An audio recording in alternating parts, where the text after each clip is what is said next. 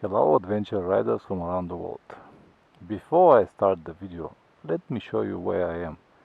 This is actually highway number 17 on the east coast of the South Island. And these are the landscapes and the views I've got at the moment. Spectacular, isn't it?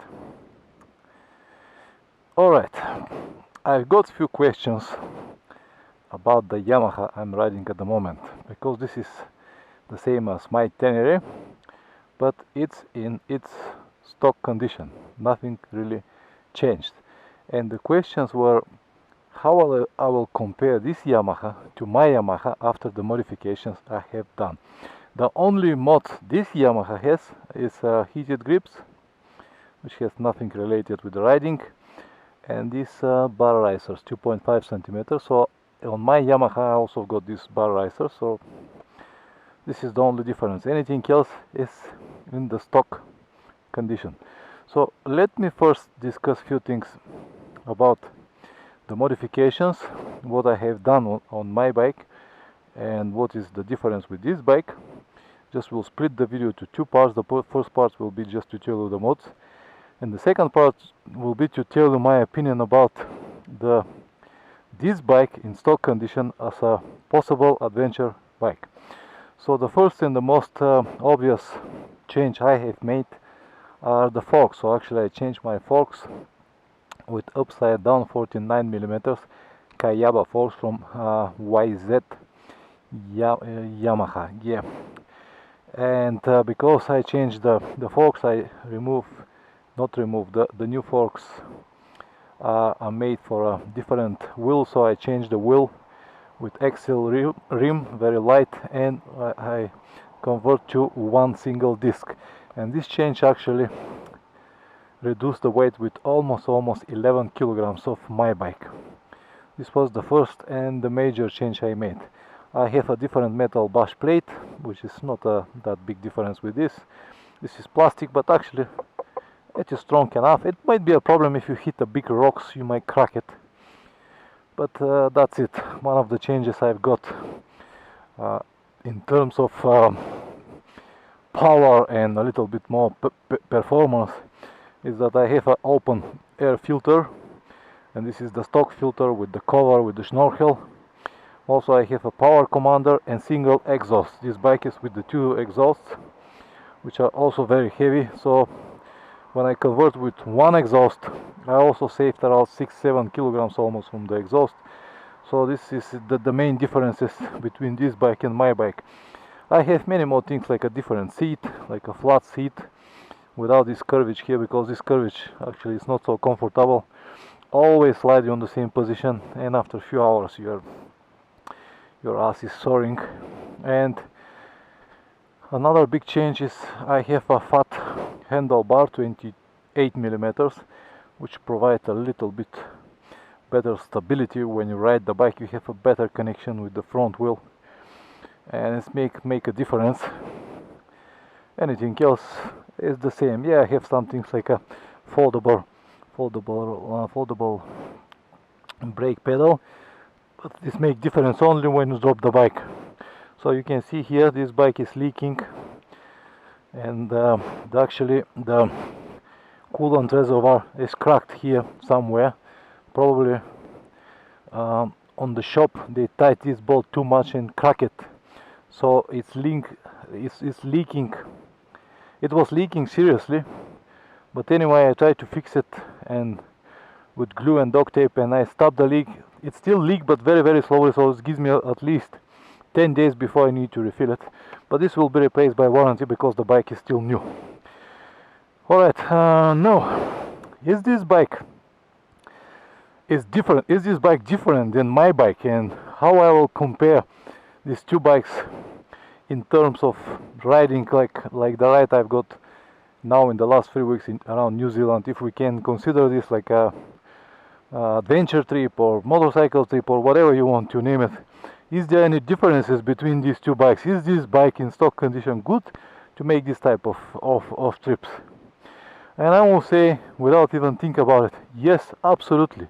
You don't need to make any changes to make a trip like that. Yeah, of course, with some changes like the conversion of my forks, it's giving me this 11 kilograms, so my front is noticeable lighter, and especially when you need to ride on the dirt roads, gravel roads, sand or any road, you can feel that the front is lighter and it's a little bit more easy manageable. The wider the fat handlebar, as I said, it gives me this straight connection to the front wheel, and the flat seat helps me to reduce the fatigue. Another one change I've got are different white pegs. They are very, very useful when you need to ride on the dirt roads and when you have to stand on the pegs, because with this, now with the stock pegs, one of the days I was crossing a few dry river beds, and there were a few times river crossings, and because this is just rubber, my boots are sliding, so a few times I just went down because of I have no this proper grip and stability. But this could be really easily replaced. So just to reply to your question, how I compare this, because I've got an open air filter, I've got one single exhaust and power commander, my bike is a little bit more powerful on the low RPMs. But when you spend a few hours with this bike, you already learn how to deal with this. You change more gears, twist the throttle a little bit more. Everything is normal. So the bike in its stock condition, it's absolutely perfect and capable to do almost everything you want, as long as you have at least some kind of skills and knowledge how to ride this type of bikes. Because this is not a 1000cc bike, it's not that powerful, you need to change gears more often, but it's absolutely perfect to do anything you like, especially on the rides like New Zealand, when most of the roads are just like this, back country roads. Even the highways, what they call highways, are like our double lane roads. So in Europe, when you say highway, you expect to have this big motorway with different splitted lanes and stuff like that. No, there are few motorways here, but most of it's like this highway. So you cannot really overspeed, and you cannot really use big engine even if you have it. So as I said, the bike is perfectly capable to do everything you like, as I already proved in the last 3 weeks. I rode it in any kind of conditions, anything you can imagine, and it works absolutely without any stoppings. So is it capable? Absolutely. You don't need to make any changes just to be able to ride this bike around the world or whatever you want to ride it. And especially on roads like this, it is a pure pleasure to have it, because it's handled everything absolutely perfect. Yeah, with my changes with my bike, I feel a little bit better, a little bit more power, a little bit more lighter on the dirt roads, because with all of the mods I made, my bike is with like almost 20 kilos lighter. But again, after a few hours or few days of practice, all of this is not that big problem. So if you're a future owner of this type of bikes and you consider to make some serious changes, I would advise just think twice. I made one very detailed video about the modifications I made. Do they really worth it? And just explain with more details. You can find it in my channel and watch it. But to be honest, you don't really need to do anything. What you need to do is just go out and ride. So let me show you once again these beautiful landscapes, and I will ride just a few minutes to show you. Is it red? Still red? Just to show you what is around, and then I will turn off the camera. So I hope this video will give you the answers you need about the modifications. Do you really need it? And many more like this, because it's like a #1 priority for everyone to make the mods. I will say that the most important modifications you have to make when you buy your bike is to set it properly for you. Don't even worry about suspension and stuff like that. These things you can make later if you need it. For example, when I was riding this bike on the Invercargill beach, because it was a bumpy road in some stage, I hit the bottom of the forks a few times because they are softer than mine. So with my bike will be much easier because they are harder now at the moment. And as I said, I slide a few times because I don't have the proper foot pegs. But if you just decided to buy this bike or already bought this bike, what I will advise to change is the handlebar.